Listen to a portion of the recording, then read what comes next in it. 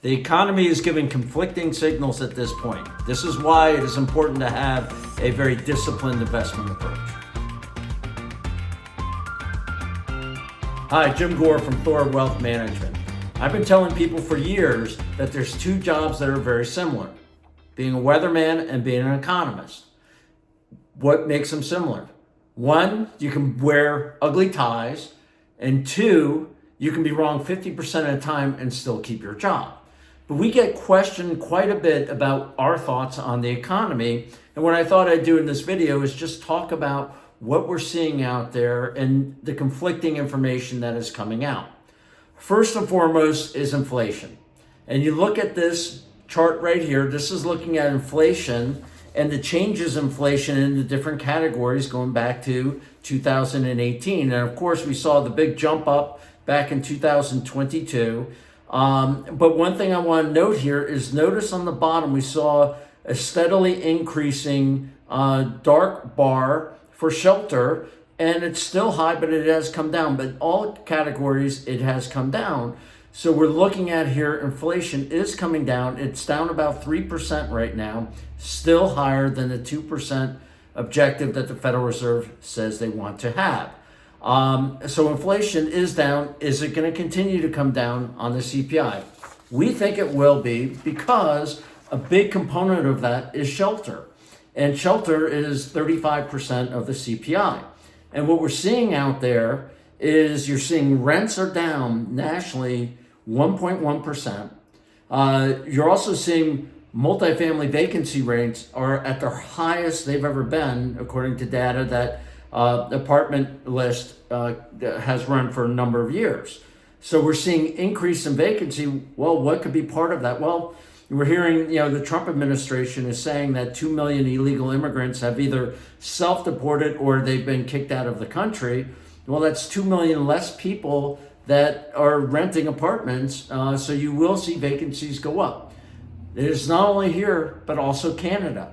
Canada was having a housing crisis. They went ahead and restricted immigration, and lo and behold, guess what? The housing crisis has really diminished in Canada as well. So you're going to see rents are coming down, but also one of the things that the Federal Reserve does is with the shelter costs, they assume that you're refinancing your mortgage every month or every 2 months. And so as interest rates come down, it's deflationary. Interest rates go up, it's actually inflationary to the CPI. And what we've actually seen is mortgage rates in the last 2 years have come down from 7.8% back in October of 2023 to 6.2% today. And that's a big adjustment, still much higher. And that's why people aren't going to be selling out at their 2.8% mortgage rates. But it has come down, and it's going to come down and bring down those shelter costs in the CPI numbers. So that's a good story about inflation. What's the bad story about inflation? First, you look at our national debt. It continues to grow, and it's still above the trend line. We continue to spend money like drunken sailors. Nothing against drunken sailors, but that's what the government continues to do.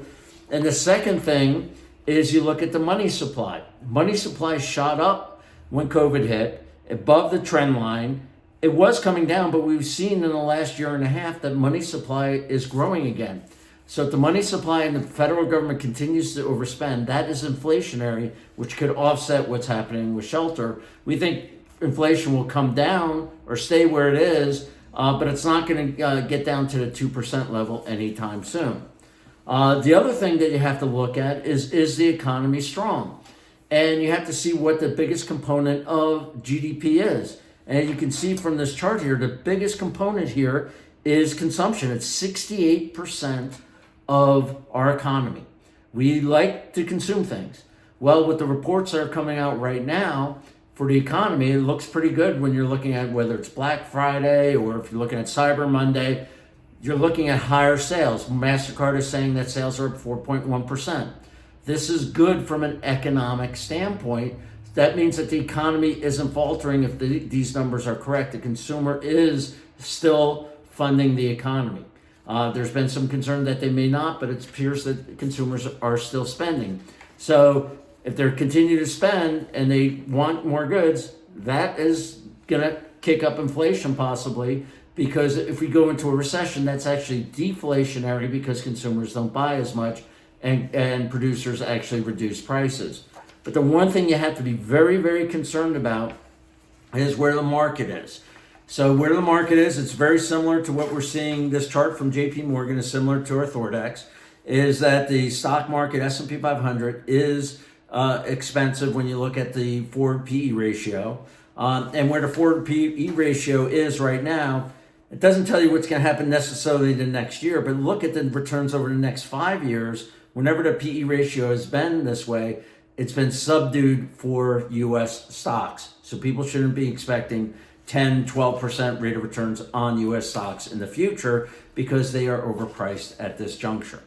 This is why the economy comes out with a lot of conflicting signals at points in the economy. THOR, we have a very disciplined approach. And what I tell people is at a time like this, we're using offense and defense. At the same time, we're defensive on U.S. large company. We are offensive on emerging markets, on gold miners, and some other things in the portfolio. Defensive on equities in general being underweight, but we are overweight in other areas that we think are much cheaper. If you have any questions or concerns, please reach out to us at thorwealthmanagement.com or give us a call. Take care and talk to you in a couple weeks. Subscribe to the THOR channel today.